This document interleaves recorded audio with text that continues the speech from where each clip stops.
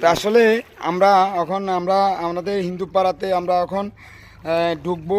তো আসলে আমরা বিস্কিট শুকনা খাবার নিয়ে আর অল্প কিছু পানি নিয়ে আমরা ঢুকতেছি। তো আমাদের পাশে আপনারা থাকুন, আর যে যেখান থেকে দেখতেছেন অবশ্যই আপনারা আমাদের এই যে বা